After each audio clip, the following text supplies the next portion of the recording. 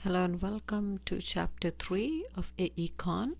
So in this chapter we will be discussing demand and supply. So we will be covering what is market demand, how prices are established, and what causes prices to change. And we will describe how these price controls affect market outcomes. So market is just not a specific place, but any time a transaction happens, that's what the market forces are.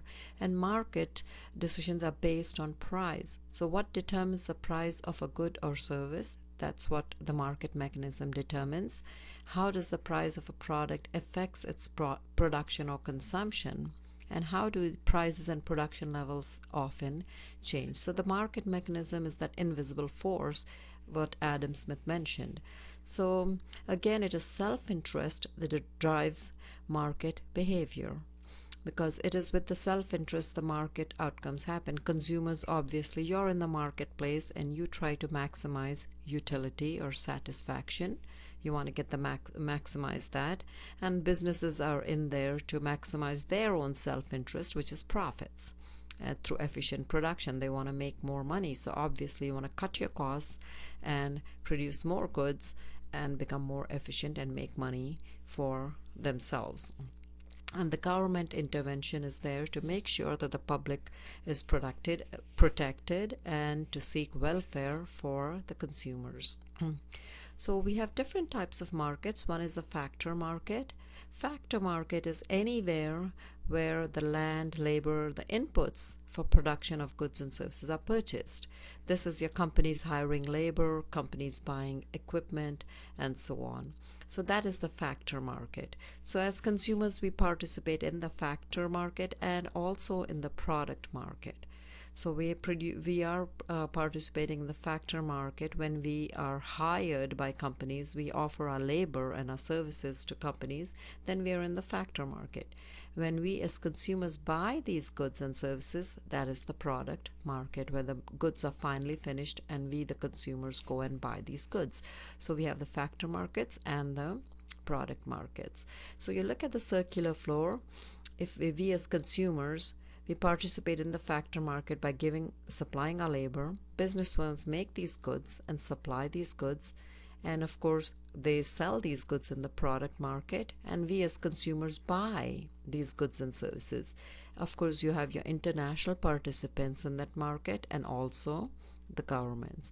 So that is the circular flow of the economy.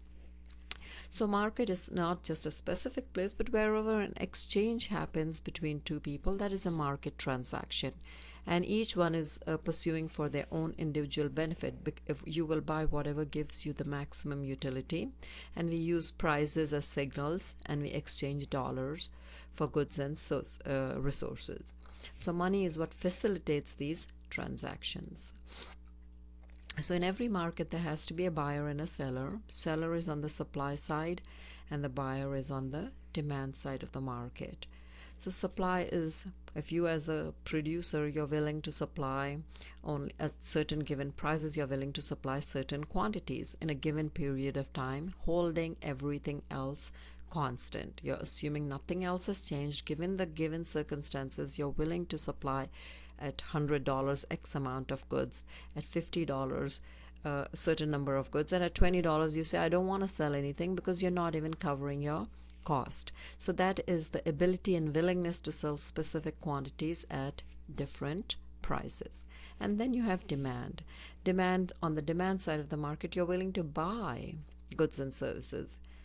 Obviously if the price is $100, you don't want to buy that many, and if the price is down to 50, maybe you want to buy more.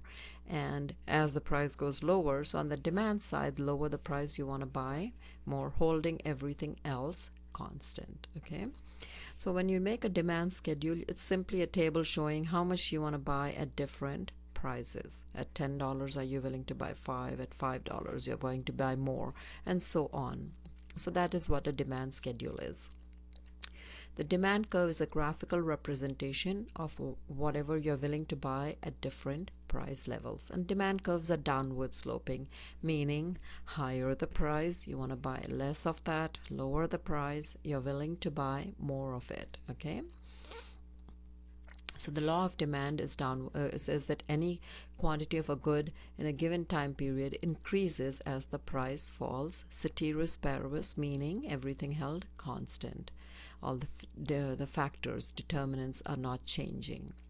And you will know what the determinants are in a minute. Okay, so here's your construction. This is how their demand curve. Tom's demand curve at $50, he's willing to buy nothing. At, if you look at $10, he's willing to buy 16 to 20 dollars, or whatever the good that he's willing to buy. George's demand curve looks different. Everybody has a different demand curve based on your own utility preferences. Lisa's demand curve is lower, as she's not willing to buy anything at a higher price. She's only willing to pay up to 30. She doesn't want to go as high as $50. And the market demand is simply the summation of all these individual demand curves. So you take Tom's, George's, Lisa's, and that becomes the demand curve for the market. So these are at different prices, how much they're willing to buy. So here at $20, Tom is willing to buy 12 items of whatever the good that is on sale. At $20, George wants to buy 22. And at $20, if we go across here at $20, Lisa wants to buy only 5. So each one has a different preference, but the market demand is simply the summation of all these demand curves. So that's what you add up all those and holding everything else constant. So the demand curve is downward sloping, meaning we will buy more as the price goes lower. Okay, at higher prices, we are not willing to buy more, because as the low prices go lower, we're willing to buy more. Okay, so this is your demand schedule. This part is the demand schedule showing at different prices how much you want to demand, and when you plot this, this is your demand curve.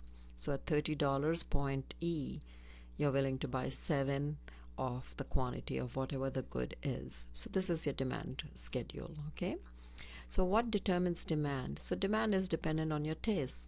So if your taste suddenly changes, let us say this is the demand for hamburgers. Now you love hamburgers. Everybody is willing to buy more of it. They'll say, oh, there's a great health benefit for hamburgers and it's great for you. Then even at $50, instead of buying one, now you're willing to buy maybe 10. So at every given price, you're willing to buy more of that good. So the taste will affect the demand curve, will shift the entire demand curve either to the left or to the right. If suddenly they say that consuming hamburgers is going to cause illness, then at $50, instead of buying one, you're not going to buy any even at a lower price, because your demand for that good has fallen down. So taste will affect your demand. Your income, if you higher your income level, obviously you can afford more, so you will buy more at the same price. And the next one determinant is your price of other goods. So if you have the price of coffee going high, then obviously you will substitute it for another good. You'll say, okay, I won't drink coffee, you'll substitute for tea, cocoa, or anything else, an alternative. So what are the price of other goods will also affect the demand. And of course your expectations about prices, about your income, those will affect. So if you expect the prices to fall, you'll hold off and wait out till the price falls. Or if you expect your income to go up, maybe your demand will go up. So it depends on expectations about a lot of things. So expectations play a role in the demand. And of course the number of buyers in the market. If suddenly you have an influx of people coming in and a population boom has happened, obviously there are more participants in the market, so your demand will be higher. So remember, the demand curve will shift. If you have any of these shift factors in your demand curve, will shift to the right. Let me see if I can get my pen to get working here. So here at every price, your new demand curve will be like this. It'll go further up. If your income has gone up, if the income is up, or if your expectations or if your tastes have changed, number of buyers have increased, so your demand moves to the right. That means there's a shift in demand. The entire demand curve moves to the right. And the opposite happens if you have a dislike for the product, then your demand curve will move inwards. At every price, you're willing to buy less of it at every point. At $12 now, you'll only buy 20 instead of at $40 you're buying let's say $30 here. So this is the price here. So at $40 you're willing to buy 12 here, and now you're only willing to buy that only at $20. So so the demand curve will shift to the left if at every given price you want less and less of it. Okay, so that's your shift in the demand curve. Okay, so those are the determinants of demand. All of these will move the demand curve either to the left or to the right, depending on which way it moves. And of course we have substitute goods. That means, like the coffee and tea example I gave, if the price of coffee goes up, price of good X, then the demand for good Y or tea might go up, because they're inversely related. The other good will, the demand for good Y will increase if the price of good X rises. Okay, so that is substitute goods. So it moves in the same, price of good goes up, demand for good Y increases. It moves in the same direction. Complementary goods are goods that go with each other. When the price of good X rises, the demand for good Y falls. That would be your tennis balls or tennis rackets. Price of tennis rackets goes up, people are buying less of it, so obviously they don't need that many balls, so the demand for tennis balls will go down. Another complementary good would be a golf clubs and golf balls and so on, or peanut butter and jelly, or any two goods that go together. So they are inversely related. In that case, it moves in the opposite direction. So as I mentioned earlier, the shift in demand, the entire curve shifts. So determinants of demand will change the entire demand curve. That is what the shift in demand is. So changes in quantity demanded is a movement along the curve. Only price is the factor that affects it, versus a change in demand is a shift in the entire curve. So when we look at the shift, a change in demand, so this is the change in demand. The change in demand will be just due to the price. At $40 you demand 6, at let us say at approximately $15 you demand 10. So price is the only factor that's increasing the demand here. The thing that changes is the price is the only thing. So that is a change in quantity demanded. So this is a change in quantity demanded, not a shift in demand. Shift in demand is any of the factors that change, whether it's your taste, it could be taste could change, your income could change, your expectations could change.